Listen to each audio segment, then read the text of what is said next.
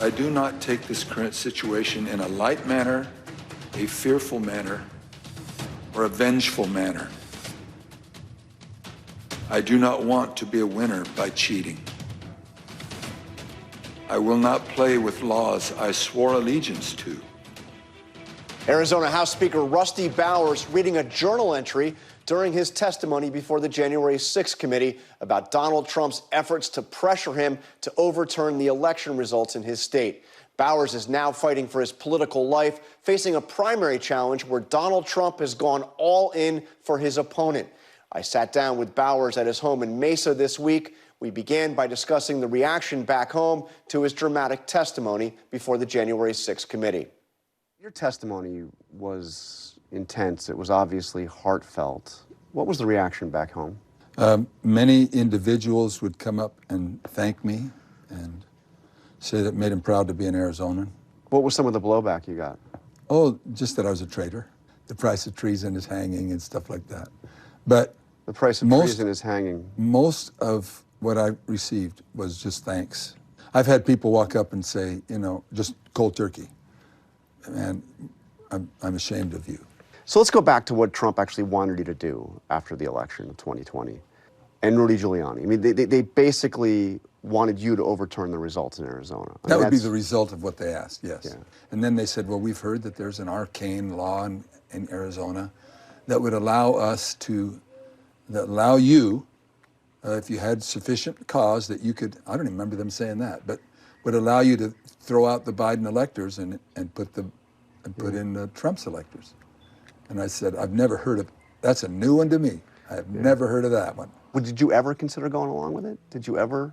The idea of throwing out the election of the president is like, okay, so what part of Jupiter do I get to land on and colonize? And Rudy Giuliani... More forceful, he was really the bulldog. Yeah. And you asked him... more forceful ask. And you asked him for evidence of fraud. Over and over.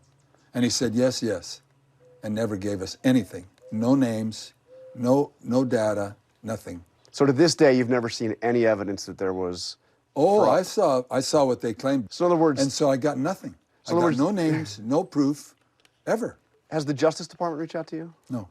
I've heard they've reached out to others. Do you expect they will? Don't know. If they do, that's fine with me. And you'll cooperate? I have nothing to hide, and I want to tell the truth. What do you think of the prospects of DOJ prosecuting Trump? When I heard from the man sitting next to me and saw the video of him saying, I just need 11,000 votes. If I did that, or if the county supervisor did that to the county recorder, you're not going to just do that and walk away. I mean, that's serious. You'd be prosecuted. Well, it's serious. That's how do you explain that away? Go find me 11,000 votes so I can win this. I mean, do you think more will come forward?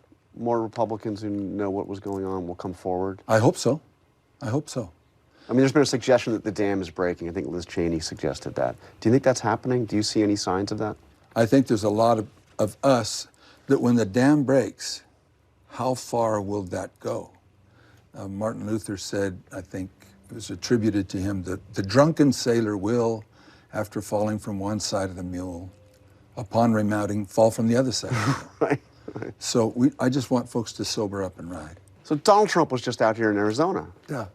To campaign against you. I mean, you know, a former president surreal. Getting involved in a state legislature race here. Rusty Bowers is a rhino coward who participated against the Republican Party in the totally partisan unselect committee of political thugs and hacks the other day and disgraced himself, and he disgraced the state of Arizona. David. So what's that like to have the former president of the United States, the leading figure in the Republican Party, come to your backyard, call you a rhino coward, and say you disgraced yourself and disgraced the state of Arizona?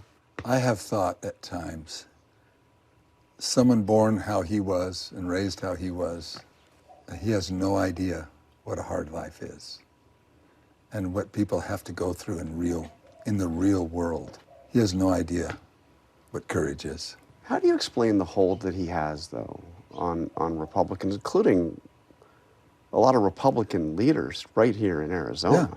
Yeah. They rule by thuggery and intimidation So, they found a niche, they found a way, and it's fear, and people can use fear. Demagogues like to use fear as a weapon, and they weaponize everything, and we all know it. But it's sad. That's not leadership to me, to use thuggery. Liz Cheney asked the question, can a president who was willing to make the choices Donald Trump made during the violence of January 6th ever be trusted with any position of authority in our great nation again? I would certainly hope not. I certainly don't trust that authority that he would exercise. Liz also said that the reality that we face today as Republicans is we have to choose to be loyal to Donald Trump or to be loyal to the Constitution, and you can't be both. And that's the choice that Republicans faced. I mean, it's the choice you faced. Oh, it's definitely, and forcefully so, as I said. Yeah. You will come to us, or we will punish you. And that's kind of the attitude of that particular group. If you want to base a party and an authority and move people to solve problems, you can't base it on a lie. Ultimately, that falls apart. You never met Kevin McCarthy, no. but if you were to offer him some advice, I'm not sure he'd be seeking it from you. I don't think he would. But if you were to offer him some Just advice. tell the truth. Look at the situation. Look at the stakes. What is at stake here?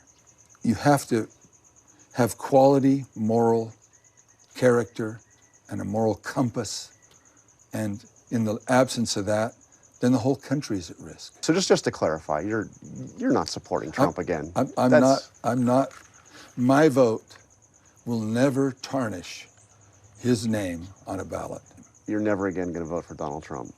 I'll never vote for him, but I won't have to. Yeah. Because I think America's tired, and there's some absolutely forceful, qualified, morally defensible, and upright people, and that's what I want. That's what I want in my party, and that's what I want to see. Our thanks to Rusty Bowers.